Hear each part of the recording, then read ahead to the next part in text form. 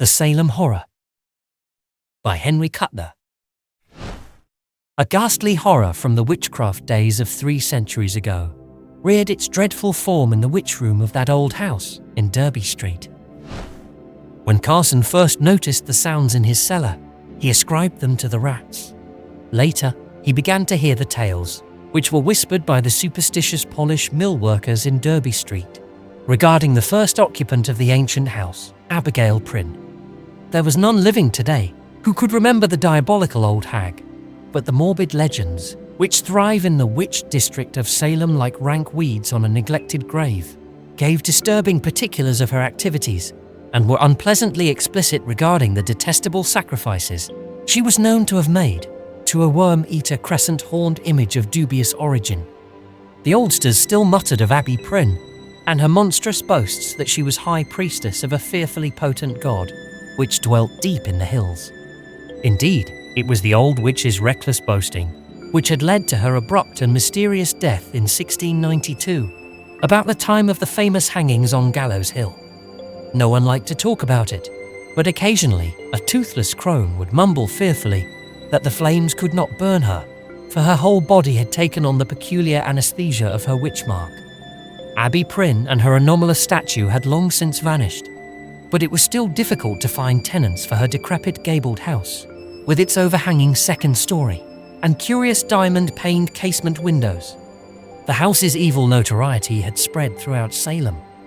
Nothing had actually happened there of recent years which might give rise to the inexplicable tales, but those who rented the house had a habit of moving out hastily, generally with vague and unsatisfactory explanations connected with the rats. And it was a rat which led Carson to the witch room.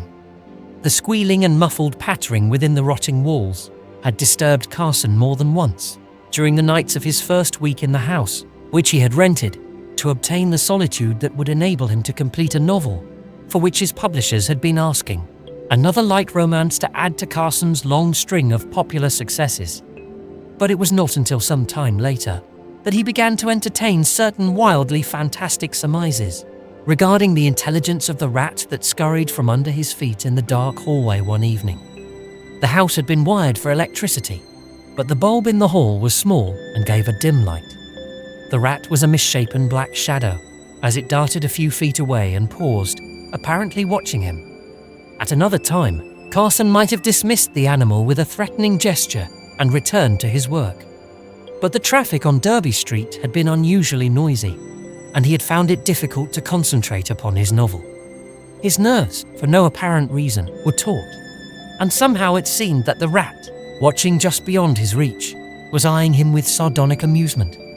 Smiling at the conceit, he took a few steps toward the rat, and it rushed away to the cellar door, which he saw with surprise was ajar.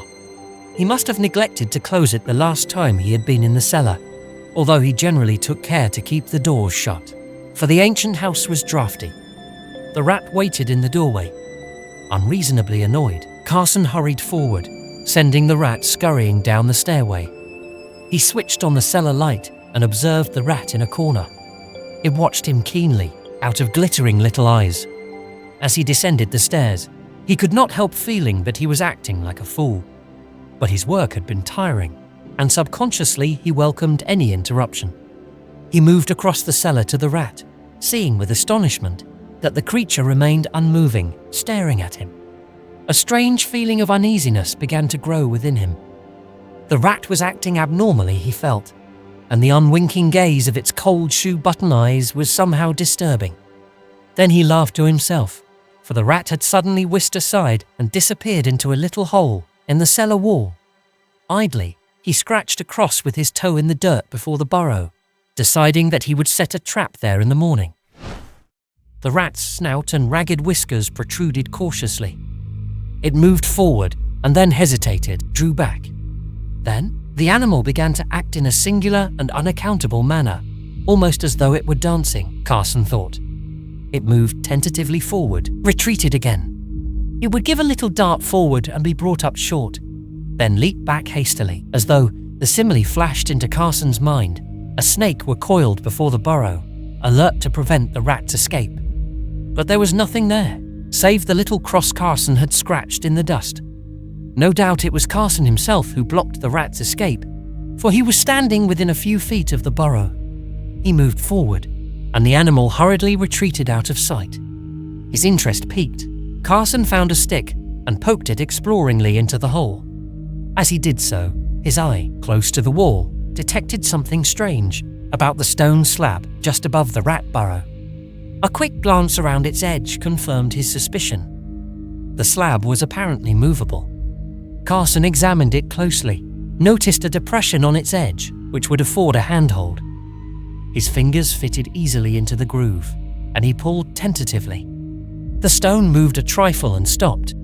He pulled harder, and with a sprinkling of dry earth, the slab swung away from the wall, as though on hinges. A black rectangle, shoulder high, gaped in the wall. From its depths, a musty, unpleasant stench of dead air welled out, and involuntarily Carson retreated a step. Suddenly, he remembered the monstrous tales of Abigail Prinn, and the hideous secrets she was supposed to have kept hidden in her house. Had he stumbled upon some hidden retreat of the long-dead witch? Before entering the dark gap, he took the precaution of obtaining a flashlight from upstairs. Then he cautiously bent his head and stepped into the narrow, evil-smelling passage, sending the flashlight's beam probing out before him. He was in a narrow tunnel, scarcely higher than his head, and walled and paved with stone slabs. It ran straight ahead for perhaps 15 feet, and then broadened out into a roomy chamber. As Carson stepped into the underground room, no doubt a hidden retreat of Abigail Prinn's, a hiding place, he thought, which nevertheless could not save her on the day. The fright-crazed mob had come raging along Derby Street. He caught his breath in a gasp of amazement. The room was fantastic, astonishing. It was the floor which held Carson's gaze. The dull grey of the circular wall gave place here to a mosaic of varicolored stone, in which blues and greens and purples predominated. Indeed, there were none of the warmer colours. There must have been thousands of bits of coloured stone making up that pattern, for none was larger than a walnut. And the mosaic seemed to follow some definite pattern, unfamiliar to Carson. There were curves of purple and violet mingled with angled lines of green and blue, intertwining in fantastic arabesques. There were circles, triangles, a pentagram, and other less familiar figures. Most of the lines and figures radiated from a definite point, the centre of the chamber, where there was a circular disc of dead black stone, perhaps 2 feet in diameter. It was very silent. The sounds of the cars that occasionally went past overhead in Derby Street could not be heard. In a shallow alcove in the wall, Carson caught a glimpse of markings on the walls, and he moved slowly in that direction, the beam of his light travelling up and down the walls of the niche. The marks, whatever they were, had been daubed upon the stone long ago, for what was left of the cryptic symbols was indecipherable. Carson saw several partly effaced hieroglyphics which reminded him of Arabic, but he could not be sure. On the floor of the alcove was a corroded metal disc about 8 feet in diameter, and Carson received the distinct impression that it was movable. But there seemed no way to lift it. He became conscious that he was standing in the exact centre of the chamber, in the circle of black stone where the odd design centred. Again he noticed the utter silence. On an impulse he clicked off the ray of his flashlight. Instantly he was in dead blackness. At that moment a curious idea entered his mind. He pictured himself at the bottom of a pit, and from above a flood was descending, pouring down the shaft to engulf him. So strong was this impression that he actually fancied he could hear a muffled thundering, the roar of the cataract. Then, oddly shaken, he clicked on the light, glanced around swiftly. The drumming, of course, was the pounding of his blood, made audible in the complete silence. A familiar phenomenon. But if the place was so still? The thought leaped into his mind, as though suddenly thrust into his consciousness. This would be an ideal place to work. He could have the place wired for electricity, have a table and chair brought down, use an electric fan if necessary, although the musty odour he had first noticed seemed to have disappeared completely. He moved to the tunnel mouth, and as he stepped from the room, he felt an inexplicable relaxation of his muscles, although he had not realised that they had been contracted. He ascribed it to nervousness, and went upstairs to brew black coffee and write to his landlord in Boston about his discovery. The visitor stared curiously about the hallway after Carson had opened the door, nodding to himself as though with satisfaction. He was a lean, tall figure of a man, with thick steel grey eyebrows overhanging keen grey eyes. His face, although strongly marked and gaunt, was unwrinkled. "About the witch room, I suppose," Carson said ungraciously. His landlord had talked, and for the last week he had been unwillingly entertaining antiquaries and occultists, anxious to glimpse the secret chamber in which Abigail Prinn had mumbled her spells. Carson's annoyance had grown, and he had considered moving to a quieter place. But his inherent stubbornness had made him stay on, determined to finish his novel in spite of interruptions. Now, eyeing his guest coldly, he said, "I'm sorry, but it's not on exhibition anymore." The other looked startled, but almost immediately, a gleam of comprehension came into his eyes. He extracted a card and offered it to Carson. "Michael Leigh, occultist, eh?" Carson repeated. He drew a deep breath. The occultists he had found were the worst, with their dark hints of nameless things and their profound interest in the mosaic pattern on the floor of the witch room. "I'm sorry, Mr. Leigh, but I'm really quite busy. You'll excuse me." Ungraciously, he turned back to the door. "Just a moment," Leigh said swiftly. Before Carson could protest, he had caught the writer by the shoulders and was peering closely into his eyes. Startled, Carson drew back, but not before he had seen an extraordinary expression of mingled apprehension and satisfaction appear on Leigh's gaunt face. It was as though the occultist had seen something unpleasant, but not unexpected. "What's the idea?" Carson asked harshly. "I'm not accustomed." "I'm very sorry," Leigh said. His voice was deep, pleasant. "I must apologize. I thought, well, again I apologize. I'm rather excited, I'm afraid. You see, I've come from San Francisco to see this witch room of yours. Would you really mind letting me see it?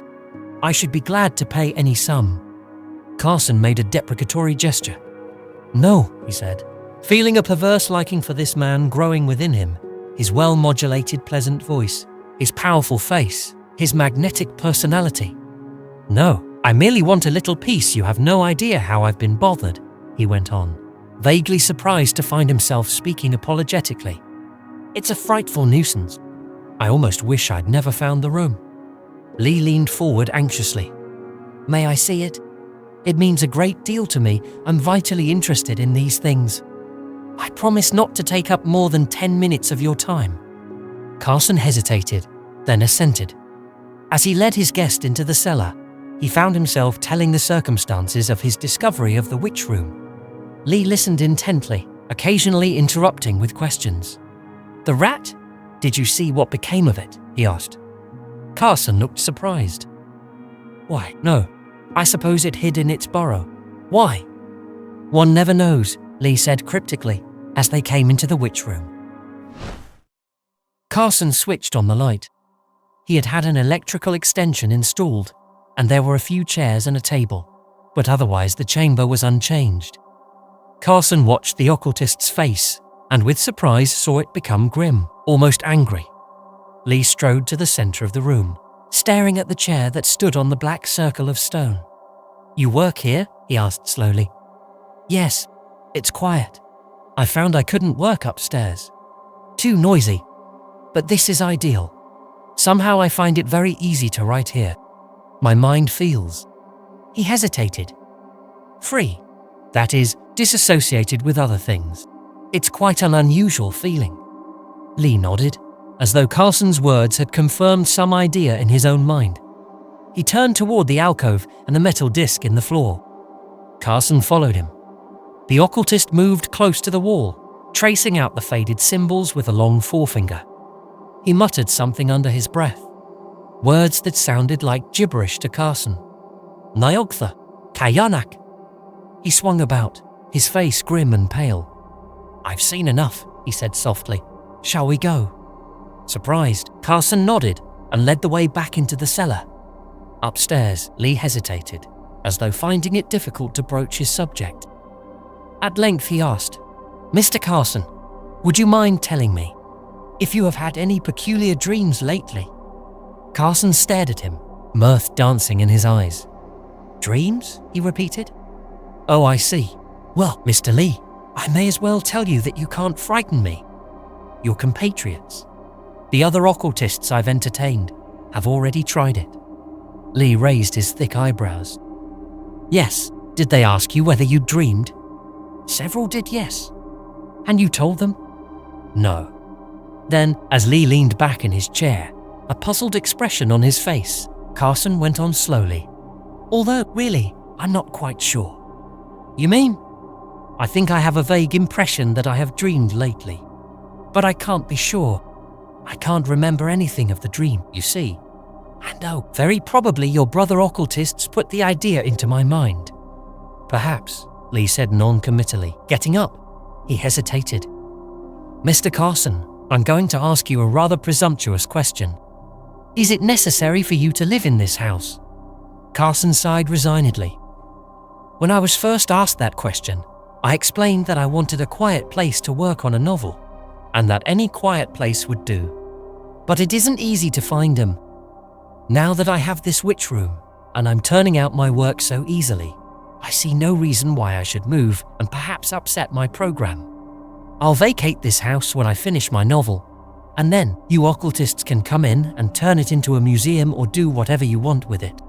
I don't care. But until the novel is finished, I intend to stay here. Leigh rubbed his chin. Indeed, I can understand your point of view.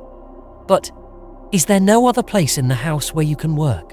He watched Carson's face for a moment, and then went on swiftly. I don't expect you to believe me. You are a materialist. Most people are. But there are a few of us who know that above and beyond what men call science, there is a greater science that is built on laws and principles, which to the average man would be almost incomprehensible. If you have read Machen, you will remember that he speaks of the gulf between the world of consciousness and the world of matter. It is possible to bridge that gulf. The witch room is such a bridge. Do you know what a whispering gallery is? Eh? Carson said, staring. But there's no... An analogy, merely an analogy. A man may whisper a word in a gallery or a cave, and if you are standing in a certain spot 100 feet away, you will hear that whisper, although someone 10 feet away will not. It's a simple trick of acoustics bringing the sound to a focal point, and this principle can be applied to other things besides sound, to any wave impulse, even to thought. Carson tried to interrupt, but Leigh kept on. That black stone in the center of your witch room is one of those focal points. The design on the floor, when you sit on the black circle there, you are abnormally sensitive to certain vibrations, certain thought commands, dangerously sensitive. Why do you suppose your mind is so clear when you are working there? A deception, a false feeling of lucidity.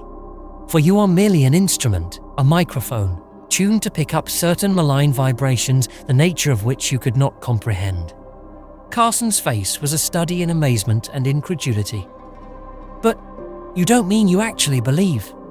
Leigh drew back, the intensity fading from his eyes, leaving them grim and cold. Very well, but I have studied the history of your Abigail Prinn. She, too, understood this super science of which I speak. She used it for evil purposes, the black art, as it is called. I have read that she cursed Salem in the old days, and a witch's curse can be a frightful thing. Will you? He got up, gnawing at his lip. Will you at least allow me to call on you tomorrow? Almost involuntarily, Carson nodded. But I'm afraid you'll be wasting your time. I don't believe, I have no... He stumbled, at a loss for words. I merely wish to assure myself that you... Oh, another thing. If you dream tonight, will you try to remember the dream? If you attempt to recapture it immediately after waking, it is often possible to recall it. All right, if I dream. That night, Carson dreamed. He awoke just before dawn, with his heart racing furiously and a curious feeling of uneasiness. Within the walls and from below, he could hear the furtive scurryings of the rats. He got out of bed hastily, shivering in the cold greyness of early morning. A wan moon still shone faintly in a paling sky. Then he remembered Leigh's words. He had dreamed. There was no question of that. But the content of his dream, that was another matter. He absolutely could not recall it to his mind, much as he tried, although there was a very vague impression of running frantically in darkness. He dressed quickly and, because the stillness of early morning in the old house got on his nerves, went out to buy a newspaper. It was too early for shops to be open, however, and, in search of a newsboy, he set off westward, turning at the first corner. And as he walked, a curious and inexplicable feeling began to take possession of him, a feeling of familiarity. He had walked here before, and there was a dim and disturbing familiarity about the shapes of the houses, the outline of the roofs. But, and this was the fantastic part of it, to his knowledge, he had never been on this street before. He had spent little time walking about this region of Salem, for he was indolent by nature. Yet there was this extraordinary feeling of remembrance, and it grew more vivid as he went on. He reached a corner, turned unthinkingly to the left. The odd sensation increased. He walked on slowly, pondering. No doubt he had travelled by this way before, and very probably he had done so in a brown study, so that he had not been conscious of his route. Undoubtedly, that was the explanation. Yet, as Carson turned into Charter Street, he felt a nameless uneasy waking within him. Salem was rousing. With daylight, impassive polish workers began to hurry past him toward the mills. An occasional automobile went by.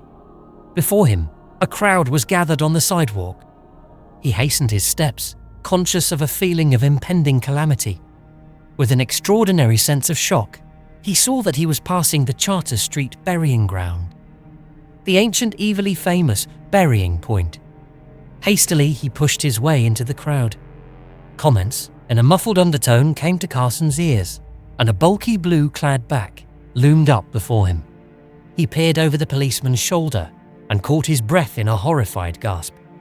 A man leaned against the iron railing that fenced the old graveyard. He wore a cheap, gaudy suit, and he gripped the rusty bars in a clutch that made the muscles stand out in ridges on the hairy back of his hands. He was dead, and on his face, staring up at the sky at a crazy angle, was frozen an expression of abysmal and utterly shocking horror. His eyes, all white, were bulging hideously. His mouth was a twisted, mirthless grin. A man at Carson's side turned a white face toward him. "Looks as if he was scared to death," he said somewhat hoarsely. "I'd hate to have seen what he saw. Hark, look at that face." Mechanically, Carson backed away, feeling an icy breath of nameless things chill him. He rubbed his hand across his eyes, but still, that contorted dead face swam in his vision. He began to retrace his steps, shaken and trembling a little. Involuntarily, his glance moved aside, rested on the tombs and monuments that dotted the old graveyard. No one had been buried there for over a century, and the lichen-stained tombstones with their winged skulls, fat-cheeked cherubs and funereal urns seemed to breathe out an indefinable miasma of antiquity. What had frightened the man to death? Carson drew a deep breath. True, the corpse had been a frightful spectacle, but he must not allow it to upset his nerves. He could not. His novel would suffer. Besides, he argued grimly to himself, the affair was obvious enough in its explanation. The dead man was apparently a Pole, one of the group of immigrants who dwell about Salem Harbor. Passing by the graveyard at night, a spot about which eldritch legends had clung for nearly 3 centuries, his drink-befuddled eyes must have given reality to the hazy phantoms of a superstitious mind. These Poles were notoriously unstable emotionally, prone to mob hysteria and wild imaginings. The great immigrant panic of 1853, in which 3 witch houses had been burned to the ground, had grown from an old woman's confused and hysterical statement that she had seen a mysterious white-clad foreigner take off his face. What else could be expected of such people? Carson thought. Nevertheless, he remained in a nervous state and did not return home until nearly noon.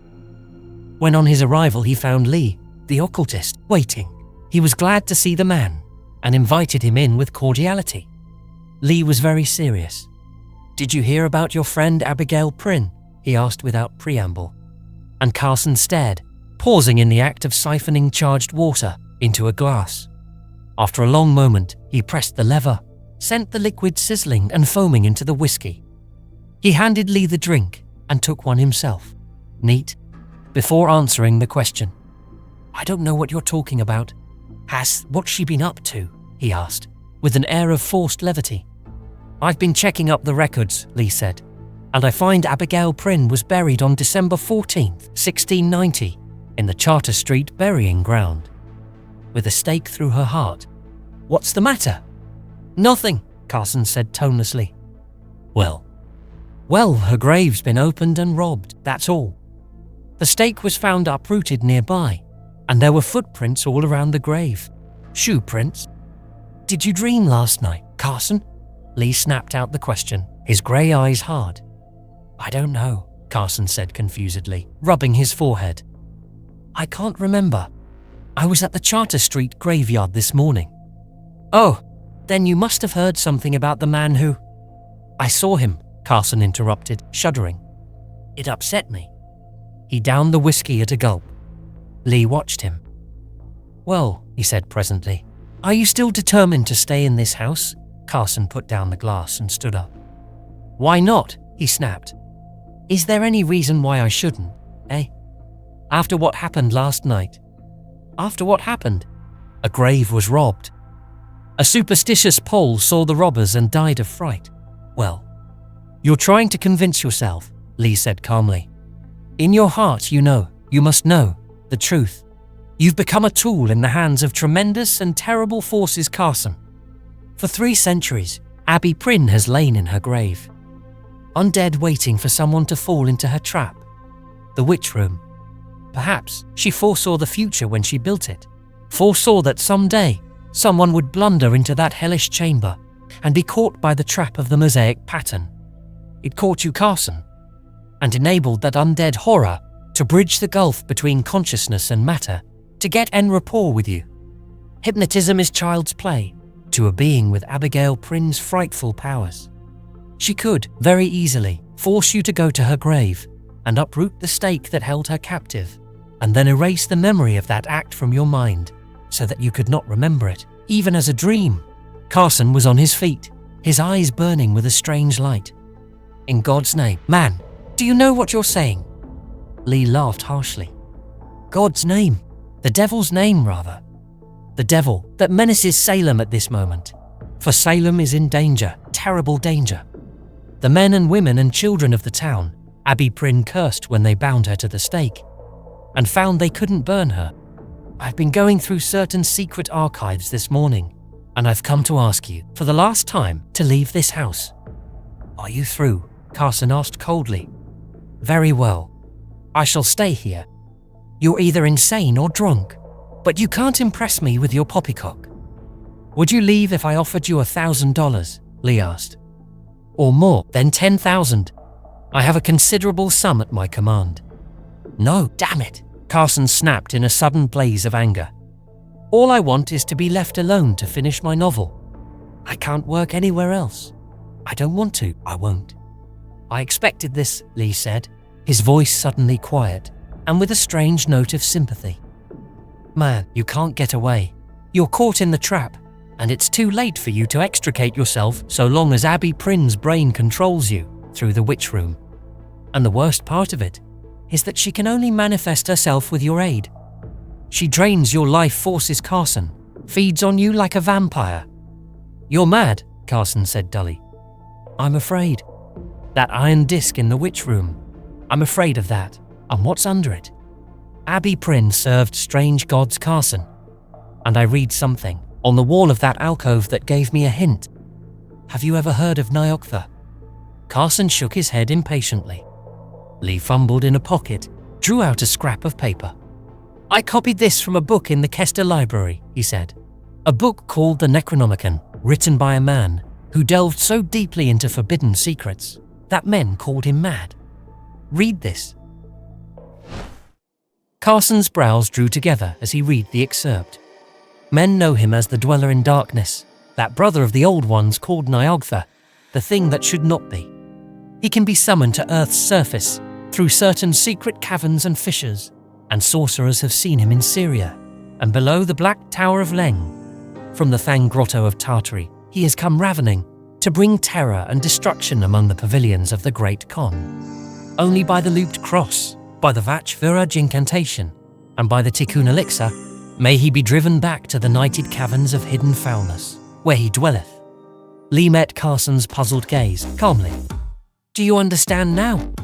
Incantations and elixirs, Carson said, handing back the paper. Fiddlesticks? Far from it. That incantation and that elixir have been known to occultists and adepts for thousands of years. I've had occasion to use them myself in the past, on certain occasions. And if I'm right about this thing, he turned to the door, his lips compressed in a bloodless line. Such manifestations have been defeated before, but the difficulty lies in obtaining the elixir. It's very hard to get, but I hope I'll be back. Can you stay out of the witch room until then? I'll promise nothing, Carson said.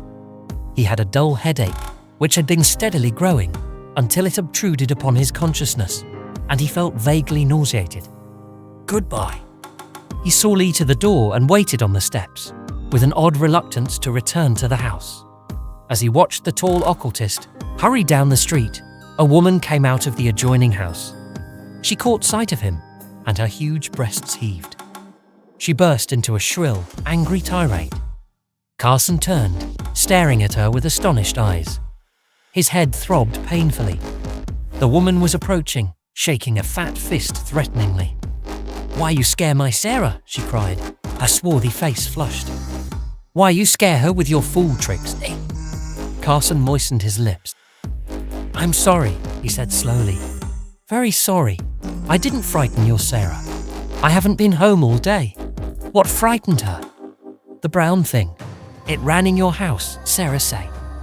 The woman paused, and her jaw dropped. Her eyes widened. She made a peculiar sign with her right hand, pointing her index and little fingers at Carson, while her thumb was crossed over the other fingers. The old witch, she retreated hastily, muttering in Polish in a frightened voice. Carson turned, went back into the house. He poured some whiskey into a tumbler, considered, and then set it aside untasted. He began to pace the floor, occasionally rubbing his forehead with fingers that felt dry and hot. Vague, confused thoughts raced through his mind. His head was throbbing and feverish. At length, he went down to the witch room. He remained there, although he did not work, for his headache was not so oppressive, in the dead quiet of the underground chamber. After a time, he slept.